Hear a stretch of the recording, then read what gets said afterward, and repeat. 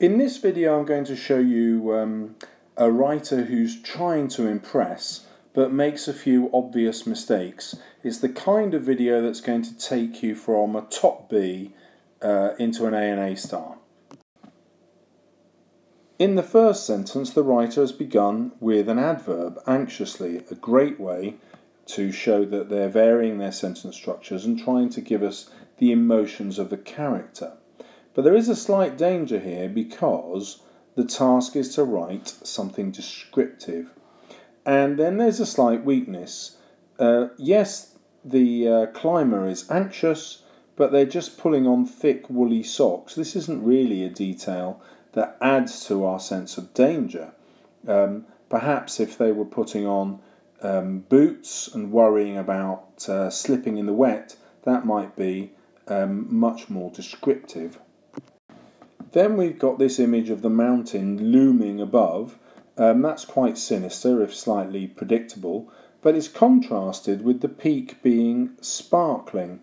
And there's a lack of control here. The writer is giving us two opposites, but not necessarily with a purpose behind it. Next we have a simile. It's like an iceberg. Great, you want to use similes in your descriptions, but there's a problem here. An iceberg is 90% below the surface, which is again the complete opposite of the mountain. The mountain is 100% above the surface. So our simile becomes a little bit clumsy. Next, the writer focuses on feelings, your senses. And this is quite sophisticated. Normally people go with sight, then sound, but touch comes further down the list. So this is more sophisticated writing. My skin tingles, but then the punctuation is missing here. There should probably be a semicolon. The air is so cold. Next we have a very successful sentence. Boots next, numb fingers, fumble with the laces. I like this one because the verb does a really good job of telling us how difficult it is to tie the laces, and of course we have the alliteration with the F of fumble and the F of fingers. The writer is also taking a stylistic risk here. There is no I in it, so I put on my boots next is curtailed to simply boots next, and that's quite a sophisticated bit of writing. It's surprising, it's different, and it catches our attention. The writer cleverly switches focus now to other walkers. They're getting ready too, not very interesting, but chattering animatedly. Chattering, again, another really successful verb, like fumble was. It tells us a lot. It's much more descriptive than them simply talking. We can imagine a babble of voices sounding perhaps like monkeys in a zoo, that kind of close proximity chat. That also gives us an idea of excitement. Their voices are amplified, so we've got some exaggeration here, which is good, so that it helps us actually hear these voices, and then we've got some personification. So instead of the climbers being breathless, it's the air that's breathless. That's quite exciting. It imagines the air itself is excited about the climbers going up Mount Snowdon. So here we've got a very successful sentence. You can see how the writer's really improved from the beginning. And then we have a successful contrast where that excitement of all the other walkers is contrasted with the feelings of this person. I'm not so sure, says the narrator. Now, however, the writer starts to lose control again. The boots are crunching through the snow. It's a good piece of writing because it gives us the sound again, using those senses, but crunching is quite predictable. If I asked you to anticipate what the writer was going to put in that gap, if I missed it, crunching out, you'd guess the word exactly.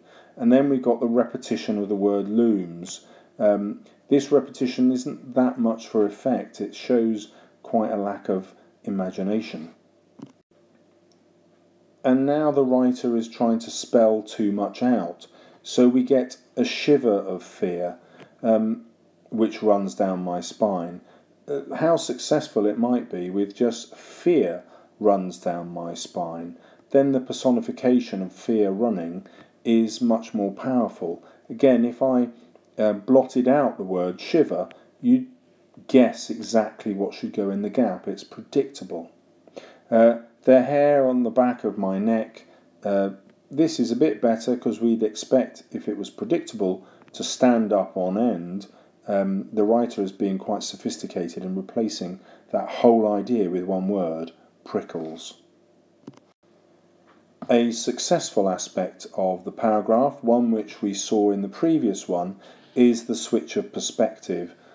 Before, we had the excitement of all the other walkers and the anxiety of our narrator, and here it's the same. I'd rather take an easier route. Someone fell off last week.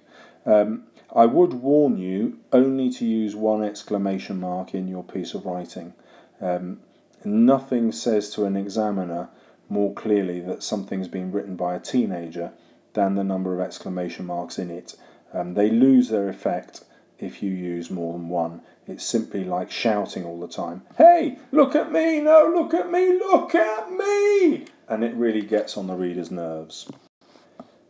This paragraph for me is much more successful. A nerve-jangling scramble. It's always a really good idea to use a hyphen to link words together in your description. Crib Gok lies before me. Now here we've got personification, as though it's lying in wait, or it's a sleeping threat that's just going to wake up. And then we've got brilliant simile describing it. It is a spiny white lizard. This idea of the lizard is excellent. We're not really comfortable with it. Is it something that's going to be like a pet, or is it something that's going to be threatening? So this mirrors the anxiety that the narrator has. It's a really successful image conducted by this personification, and the writer keeps that personification going. The lizard is stretching, perhaps as though ready to pounce, and then that anxiety is increased by the use of this question. Was it a trick of the light, or did I see it twitch? Again, this is animal-like imagery, as though the mountain is simply waiting for the climbers, and it's preparing to send me tumbling. So we've got this extended metaphor of the mountain becoming a real threat. Now the writer uses a new metaphor, so the panic is now a butterfly in the stomach. Not bad, and it's an interesting contrast with the lizard. So we're pursuing the animal imagery, a delicate climber, delicate like a butterfly, at the mercy of a lizard. So quite a successful contrast here. The writer again uses contrast, so the narrator is crawling while the other people leap up the mountain like mountain goats. Another simile, but successful because it contrasts the feelings of anxiety that our narrator has here with the rest of the climbing party. And this is a motif, a repeated image that we've had in each of the 3 paragraphs so far. The writer now builds up the sense of danger. So we have a blur of scraped knees, glimpses of dizzying drops, we've got the alliteration coming back now, and mumbled prayers. Mumbled is quite a successful verb here because it implies that the narrator feels that the prayers won't be heard. God isn't listening. So the climb is really dangerous here. There's no one to help. There are other aspects of this description that are quite successful. So you'll notice a rhetorical question in there. You'll notice again the beginning a sentence with an adverb. If we look at the start of sentences, a, was, a, slowly, how, the, you can see that the writer has been quite successful in starting sentences in a different way, and here I'd argue that the repetition of a is done for effect. It's a way the writer has of introducing their feelings here. So this paragraph is quite clearly A or A star. It's got full control to it. And then annoyingly the writer loses control. So yes, we've got some short sentences here for effect. There's no verbs in them at all. Here there is a verb, but again a short sentence. But the repetition of the exclamation mark I think is overdone, especially when you see it again here. My prayers have been answered. Well, that's a bit of anticlimax really. The ending has happened much too quickly. And this is another problem because we began with a piece of description and the writer has got themselves into trouble here by introducing narrative and events. So they've gone from having an A grade paragraph or an A star paragraph to really blowing the question. They've finished much too early and they're starting to finish using lots of events. The rest of the writing is pretty predictable. I deserve a cup of tea. Is it just me, or does lukewarm tea poured from a flask you have lugged all the way up a mountain taste the best? Well, if I got rid of that word, you'd probably guess what went in the gap. This one does much better. It shows how heavy it is to carry the tea, but then again that doesn't really work, does it? Because it's only tea, and we can't really believe that it was heavy. So although the language is effective in putting that image in our heads, it's not an image that actually works. I break off a big chunk of milk, chocolate. You would predict the word big, and in fact you'd probably come up with something even better. The rich smell fills my nostrils. You'd probably come up with that as well. Here it's kind of as though you're talking to a 6-year-old. Again, that awful exclamation marks, completely overdone now. And you don't need to give these kind of sound effects in your writing. It's not the way adults think. And you're always writing for an adult audience. And then you sense that the writer's struggling to think of a way to finish it, and they just introduce a new event. Now, how do we get down? A complete lack of description in this paragraph. And again, we've got no sense of danger. And in fact, climbing down a mountain is far more dangerous than going up it. The writer could clearly have done much better here. So I hope you've taken from that some common mistakes that writers make. The main mistake is not sticking to the genre that you're doing.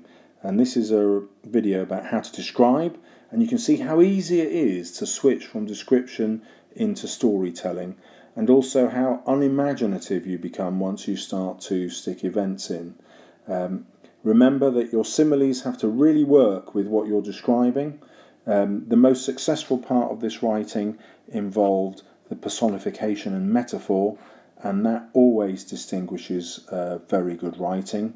And when you're concentrating on the senses, don't just think about sight, smell and sound. It's much more interesting to write about touch, as this writer did. And finally, remember to start all your sentences in a different way, and you'll particularly have noticed, I hope, the use of adverbs at the start of the sentences. So good luck, and don't forget to watch my other videos if you want to develop, and any comments, I'd love to read them. Please put them below. If you'd like more, please click the subscribe button on your right.